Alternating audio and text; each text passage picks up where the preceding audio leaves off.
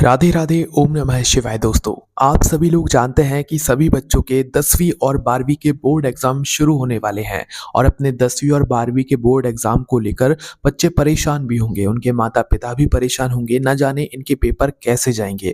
तो दोस्तों, आज इस वीडियो में हम आपको पंडित जी द्वारा बताया गया एक ऐसा उपाय बताने वाले हैं जिस उपाय को आपको हर दिन, मतलब कि जिस दिन आपका पेपर हो सिर्फ उस दिन सुबह सुबह कर कर जाना है। अपने पेपर को करने से पहले जब आप घर से निकलते हैं तो उस समय आपको ये वाला उपाय करना है।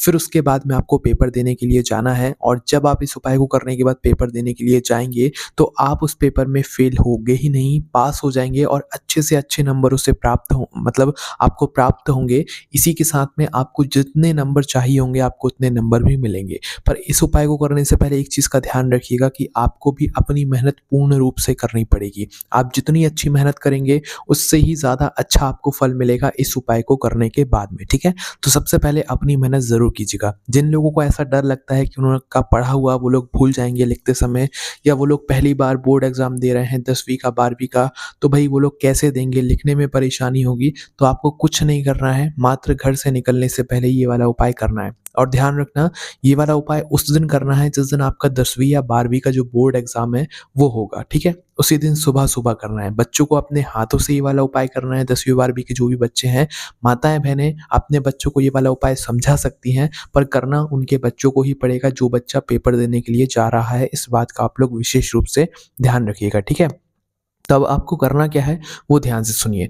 देखिए, जब आपका बच्चा सुबह-सुबह पेपर देने के लिए जाए, अपने बोर्ड एग्ज़ाम देने के लिए जाए, 10वीं का हो या 12वीं का पेपर हो, तो सुबह-सुबह जब वो जाए, तो आपको क्या करना है, उसको देना है 2 काली मिर्ची। क्या देना है? 2 काली मिर्ची गोल-गोल होती हैं, काले कलर की होती हैं, माताएँ-बहनें तो जानती ही होंगी। तो आपको देनी है अपने बच्चे को 2 काली मिर्ची, है ना? और ये उपाय बिल्कुल तब करना है जब आप बिल्कुल अपने घर से निकलने के लिए तैयार खड़े हुए हों और सभी लोग स्नान कर के ही जाते हैं, मतलब पेपर देने के लिए। और ध्यान रखना, जिस दिन आप पेपर देने के लिए आओ उस दिन धुले हुए कपड़े या धुली हुई जो भी ड्रेस वगैरह पहनकर जा रहे हो वो पहन कर जाना, ठीक है? क्योंकि उपाय आप लोग कर रहे हो तो शुद्धता के साथ में ही हमें उपाय करना रहता है। तो आपको अपने बच्चों के हाथों से उपाय करवाना है और आप अपने बच्चों को उपाय समझा सकते हैं, बस ये काम आप लोग कर सकते हैं, ठीक है? पर करना बच्चों को अपने हाथों से रहेगा। अब देखिए, 2 काली मिर्ची आपको अपने बच्चे के हाथों में पकड़ानी है जब वह पेपर देने के लिए निकल रहा हो, ठीक है?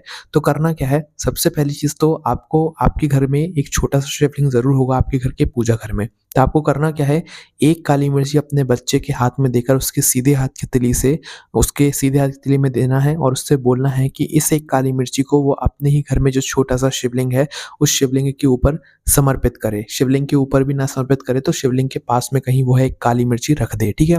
और जब वह 1 काली मिर्ची अपने ही घर में जो छोटा-सा शिवलिंग है उसके पास में रख रहा हो, तो उससे ये बोलिएगा आप कि तुम अपने पेपर के लिए उस दिन जो भी उसका पेपर पड़े, भई उस पेपर के लिए वो प्रार्थना करे। भगवान शिव जी से ऐसा निवेदन करे कि आज वो इस चीज़ का पेपर देने के लिए जा रहा है, तो इसमें आपका आशीर्वाद दीजिएगा, पढ़ा हुआ वो हम भूले ना और हमारा ये पेपर बहुत अच्छे से जाए। ऐसी प्रार्थना करते हुए वह काली मिर्ची शिवलिंग के पास में चढ़ाएगा। ये घर के अंदर ही जो शिवलिंग होता है ना, ये आपको काली मिर्ची वहीं पर चढ़ानी है, बाहर नहीं चढ़ानी है, ठीक है?